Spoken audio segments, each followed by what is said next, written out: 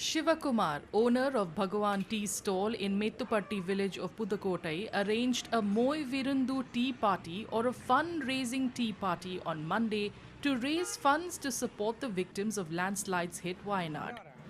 அன்றைக்கி வந்து கேரளா வயநாடுக்கான பேரிடருக்கு நம்ம ஒரு மொய் விருந்து வச்சுருந்தோம், டீ மொய் விருந்து. அதனோட இறுதி முடிஞ்சிருச்சு. இன்னையோட நிகழ்ச்சி இருக்கு.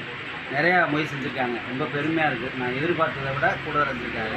ரொம்ப சந்தோஷம். ஏன்னா வந்து 10 ரூபா டீக்கு 5 ரூபா வரைக்கும் இன்றைக்கி பல 1000 ரூபாய் செஞ்சுருக்காங்க.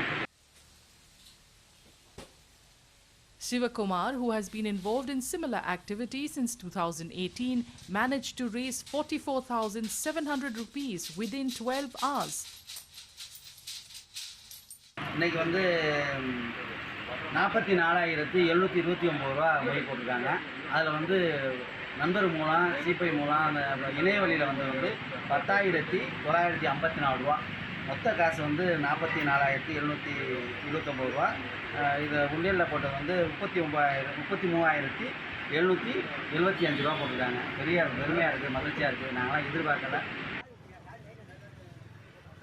Many people, most of whom are loyal customers of Shivakumar, participated in the fundraiser to ensure its success.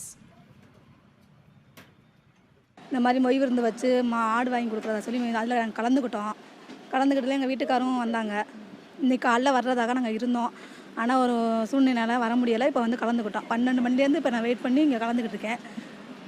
இது வந்து என்னுடைய பாப்பாவுக்கு வந்து இது ஒரு உதவியாக ஒரு இதுவாக தெரியணும், இந்த மாதிரி உதவி செய்கிறாங்க அப்படிங்கிறது தெரியணுங்கிறதுக்காண்டி ஸ்கூல் விட்டு இங்கே கூட்டிகிட்டு வந்தேன். இப்போ புதுக்கோட்டை மேட்டுப்பட்டியை சேர்ந்த பகவான் டீ கடையோட உரிமையாளர் நல்ல முறையில் எப்போதுமே நடந்த எந்த விதமான பேரழிவு நடந்தாலும் அவர் இது போல் மொய் விருந்து நடத்தி மக்களுக்காக பணம் சேமித்து கொண்டே கொடுப்பாரு.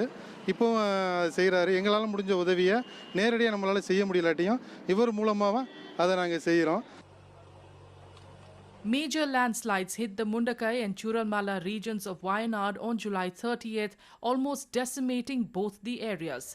According to the Kerala government, till date, the landslides have killed 231 people and over 118 are still missing in those two areas.